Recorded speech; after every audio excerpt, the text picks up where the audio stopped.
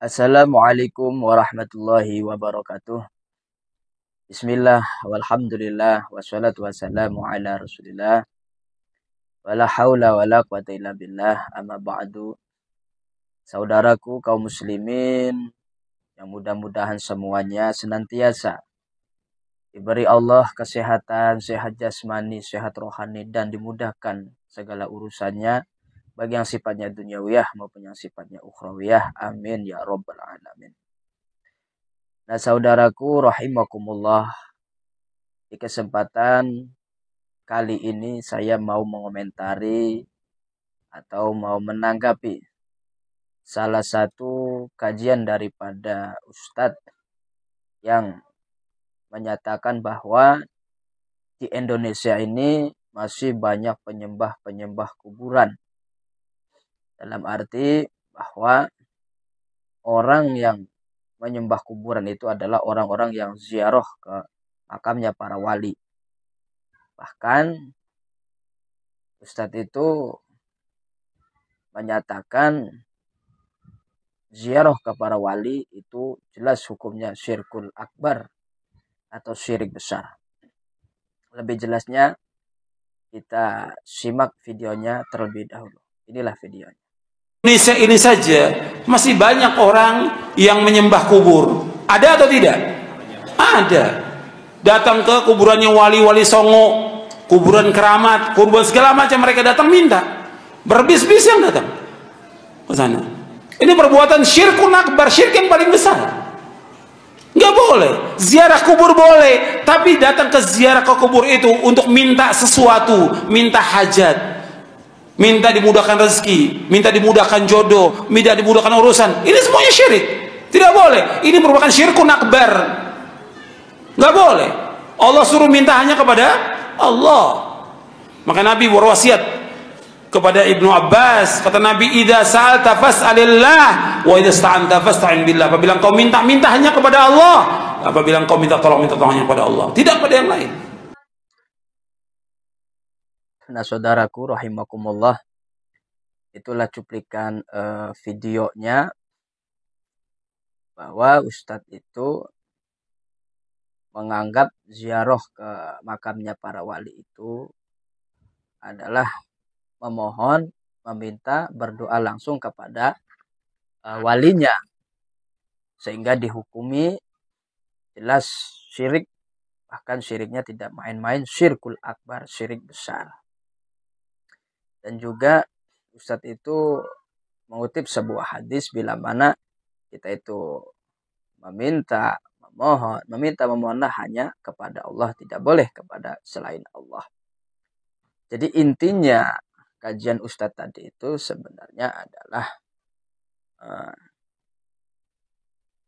tidak membenarkan adanya tawasul, tidak membolehkan adanya tawasul, karena orang yang bertawasul sama saja memohon kepada selain Allah.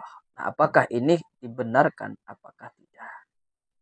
Nah, maka dari sini saya tergugah untuk mengomentari, untuk menanggapi kajian Ustadz tadi itu, karena saya pribadi terus terang termasuk orang yang aktif ziarah ke makamnya para waliun min auliyaillah.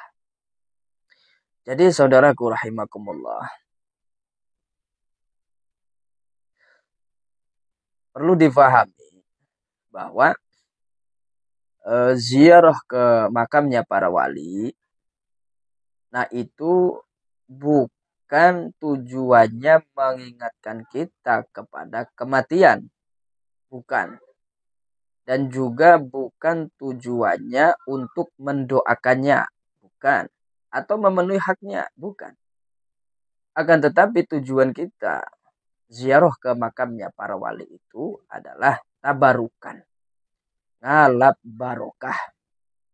Nah, ini perlu dicatat bahwa kita ziarah ke makam para wali itu inti tujuannya adalah ngalap barokah. Dan barokah itu termasuk bagian daripada bentuk tawasul kita kepada Allah Subhanahu wa ta'ala. Nah, sekarang apa sih tawasul itu? tawasul itu gampangnya artinya adalah kita itu berdoa, memohon, meminta kepada Allah cuma menggunakan pelantaraan. Nah, ini namanya tawasul. Seperti kita punya harapan kepada Allah. Kita ingin usaha kita itu yang sedang mengalami kemerosotan, kemudian kita membaca surah Yasin 41 kali tengah malam misal. Beres kita baca surah Yasin 41 kali, kemudian kita memohon kepada Allah, ya Allah, saya mohon kepadamu ya Allah, barokah surah Yasin yang saya baca ya Allah, usaha saya ya Allah semoga diberikan kemajuan lagi. Nah, ini namanya tawasul. Atau kita punya hajat. Misal kita ingin cepat punya istri. Kemudian kita ziarah ke makamnya Sultan Banten Hasanuddin misal. Sesampainya kita di sana baca Quran dan lain sebagainya, beres, kemudian kita berdoa. Ya Allah, saya memohon kepadamu ya Allah, berkah karomahnya Sultan Banten Hasanuddin. Ya Allah, saya memohon kepadamu ya Allah, berikanlah kemudahan untuk saya menemukan calon pasangan hidup saya, calon jodoh saya atau calon istri saya. Birahmatika ya arhamar rahimin. Nah, ini namanya tawasul. Nah, jadi tawasul itu intinya memohon kepada Allah, berdoa kepada Allah, meminta kepada Allah cuma menggunakan pelantaraan. Nah, pertanyaannya apakah tawasul itu dianjurkan, diperbolehkan, dibenarkan oleh agama? Nah, jadi begini, saudaraku. Mengenai tawasul, apakah dibenarkan adanya, diperbolehkan adanya oleh agama? Nah, jadi menurut agama, jelas tawasul itu diperbolehkan. Tawasul itu dianjurkan. Tawasul itu dibenarkan. Baik dari sisi Al-Qur'annya maupun hadisnya. Bahwa Al-Qur'an tawasul itu diperbolehkan, dianjurkan. Adapun dalil Al-Qur'annya tentang tawasul yaitu firman Allah Subhanahu wa taala, A'udzubillahi minasyaitonir rajim. Ya ayyuhalladzina amanuttaqullaha wabtaghu ilaihil wasilah. Al-ayah. Artinya, wahai orang-orang yang beriman, bertakwalah kalian semua kepada Allah dan carilah pendekatan kepada Allah itu sarana atau dengan menggunakan pelantaraan. Nah, ini kita garis bawahi ayat wabtaghu ilaihil wasilah. Carilah pendekatan kepada Allah itu sarana wasilah atau pelantaraan dengan menggunakan pelantaraan. Nah, mengenai wasilah itu kalau kita tinjau tafsirnya seperti kita lihat tafsir Jalalain. Di dalam tafsir Jalalain dikatakan bahwa wasilah di situ yang bisa dijadikan pelantaran untuk pendekatan diri kepada Allah adalah hanya sebatas dengan amal-amal soleh saja. Selain amal soleh tidak bisa. Nah, itu kalau kita tinjau dari tafsirnya seperti tafsir Jalalain. Itu hanya berlaku wasilah itu dengan amal-amal soleh. Tetapi kalau kita tinjau dari tafsir-tafsir yang lain seperti tafsir Sawi, nah di situ dikatakan bahwa namanya wasilah tawasul tidak sebatas dengan amal soleh. Akan tetapi selain daripada amal soleh juga bisa dijadikan tawasul, wasilah. Yang penting hal tersebut mendapatkan atau mengandung ridha Allah Subhanahu wa taala, seperti mencintai para nabi, mencintai para aulia, sedekah, ziarah ke makam para nabi, ziarah ke makamnya para wali. Nah, itu boleh dijadikan wasilah, dijadikan sarana tawasul kita kepada Allah Subhanahu wa taala. Jadi intinya ayat tadi yang saya baca itu menjelaskan tentang kita itu diperbolehkan tawasul, diperbolehkan berwasilah, memohon kepada Allah dengan menggunakan pelantaraan. Adapun kalau kita tinjau dari hadisnya, Sebenarnya kalau kita tinjau hadis tentang tawasul itu banyak sekali. Hadis-hadis tentang tawasul itu banyak sekali. Di antaranya adalah riwayat daripada sahabat Bilal radhiyallahu taala bahwa sahabat Bilal ini mengatakan seketika Rasulullah Shallallahu alaihi wasallam keluar dari rumah hendak melaksanakan sholat. Itu Rasulullah senantiasa berdoa. Nah, di antara doa yang dipanjatkan Rasulullah seketika keluar rumah hendak sholat itu adalah Allahumma inni as'aluka bihaqqi sa'ilina ilaika wa bihaqqi raghibina. Yang artinya, ya Allah, saya memohon kepadamu, ya Allah, dengan haknya asailina, orang-orang yang meminta semua kepadamu. Nah, ini menunjukkan bahwa di situ Rasulullah memohon kepada Allah sarana bertawasul, berwasilah dengan haknya orang-orang yang meminta semua kepada Allah. Nah, jadi kalau kita fahami bahwa hadis di situ menunjukkan kita itu diperbolehkan bertawasul, memohon kepada Allah dengan memakai pelantaraan. Banyak seperti Kanjeng Nabi memohon kepada Allah dengan haknya asailinnya, orang-orang yang meminta semua kepada Allah. Jadi jelas sudah bahwa yang namanya tawasul itu diperbolehkan. Diperbolehkan, dibenarkan adanya, baik dari Al-Qur'annya maupun dari hadisnya. Yang penting dengan catatan, yang kita jadikan pelantaraan itu adalah sesuatu yang mengandung ridho Allah. Dan kita meyakini bahwa semua yang terjadi itu semuanya berkat izin Allah Subhanahu wa ta'ala. Seperti kita seketika ziarah ke makamnya para wali, yang mana kita punya hajat, seketika beres, kemudian apa yang kita inginkan itu terkabul. Nah, kita yakini bahwa apa yang terjadi itu adalah semata-mata izin Allah. Karena yang mempunyai kemanfaatan, yang mempunyai kemidaratan hanyalah Allah Subhanahu wa ta'ala. Adapun wali hanya sebatas pelantaraan saja, tidak mempunyai kemampuan apa-apa. Nah, kemudian saudaraku rahimakumullah, apa sih fungsinya kita itu bertawasul? Nah, apa sih tujuannya kita itu bertawasul? Nah, perlu difahami saudaraku, di antara tujuan kita bertawasul itu adalah agar supaya apa yang kita inginkan kepada Allah itu cepat terkabul.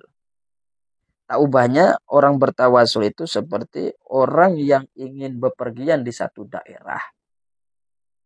Misal kita mau pergi ke Jakarta.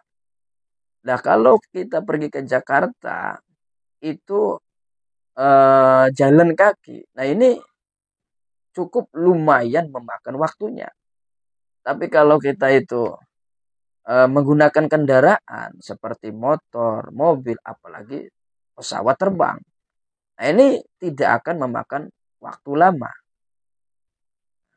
Jadi menggunakan kendaraan seketika kita hendak bepergian di satu daerah itu akan lebih cepat sampai dibandingkan kita bepergian dengan jalan kaki. Begitu juga orang yang berdoa kepada Allah. Mereka akan lebih cepat terkabul hajatnya kepada Allah dibandingkan dengan orang yang tidak bertawasul. Bahkan lebih penting dari itu bahwa orang yang bertawasul itu menunjukkan kerendahan dirinya di hadapan Allah Subhanahu wa ta'ala. Merasa dirinya masih banyak kesalahan, merasa dirinya masih banyak dosa, punya mata senantiasa digunakan maksiat, punya telinga senantiasa digunakan maksiat, punya lisan senantiasa digunakan maksiat, punya kaki senantiasa digunakan maksiat. Dengan adanya kerendahan diri kepada Allah Subhanahu wa ta'ala, sehingga dia seketika berdoa kepada Allah Subhanahu wa ta'ala sarana bertawasul dengan orang-orang yang dekat dengan Allah, orang-orang yang menjadi kekasihnya Allah Subhanahu wa ta'ala. Demi sebuah harapan agar supaya hajatnya cepat terkabul. Nah, saudaraku rahimakumullah, biasanya orang yang menolak tawasul, nah itu dalilnya adalah kalau Al-Qur'annya biasanya yang mereka gunakan adalah ayat ma na'buduhum illa liyuqarribuna ilallahi zulfa. Kami tidak beribadah kepada berhala-berhala itu, kata kaum musyrikin, terkecuali merekalah yang akan mendekatkan kami kepada Allah dengan sedekat-dekatnya. Nah, ini ayat digunakan oleh mereka yang menolak tawasul, dalil bahwa tawasul itu tidak dibenarkan. Tawasul itu sama seperti kaum musyrikin menduakan Allah. Nah, sementara hakikatnya ayat itu adalah ayat yang memang diturunkan, dikhususkan, diperuntukkan untuk orang-orang kaum musyrikin, bukan untuk orang mukmin. Jadi sangat gagal faham, sangat kurang tepat, sangat salah sasaran kalau ayat tersebut itu diperuntukkan, ditempatkan untuk orang yang beriman. Ini salah besar. Nah, jadi ini salah penempatan, bukan untuk orang mukmin, akan tetapi ayat tersebut khusus untuk kaum musyrikin.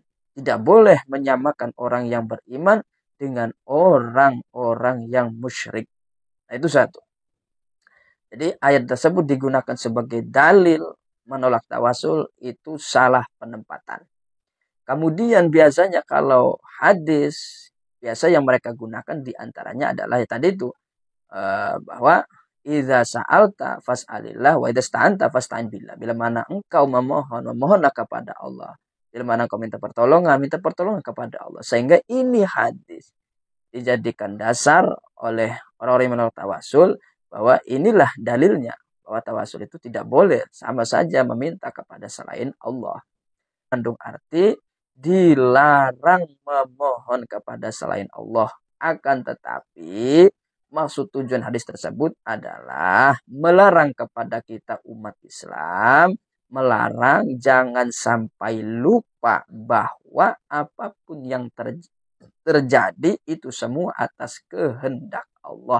Karena yang mempunyai kemanfaatan Allah, yang mempunyai kemidaratan adalah Allah. Contoh seperti kita ziarah ke makamnya Sultan Banten Hasanuddin, barokah ziarah ke makamnya Sultan Banten Hasanuddin, apa yang menjadi hajat kita terkabul.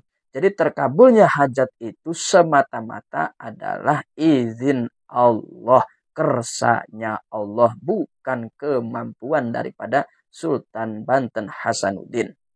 Nah, ini perlu dicatat bahwa hakikatnya yang berbuat sesuatu itu adalah Allah Subhanahu wa taala. Jadi saudaraku rahimakumullah, hadis tersebut digunakan untuk menghukumi bahwa tawasul itu tidak diperbolehkan. Itu juga salah penempatan, salah pemahaman. Bukan mengandung arti melarang tawasul, akan tetapi melarang ghaflah, lalainya hati kita bahwa semua yang terjadi itu adalah atas kehendak Allah, atas izin Allah. Karena Allah yang mempunyai kemanfaatan, yang memiliki kemidaratan. Nah, jadi walhasil ziarah ke makamnya para wali itu diperbolehkan. Mungkin itu saja yang bisa saya sampaikan, bahwa kesimpulannya sangat salah besar orang yang ziarah di makamnya para wali itu dikatakan syirkul akbar. Bahkan menghukumi kesyirikan akbar ini bisa jadi menjadi senjata makan tuan.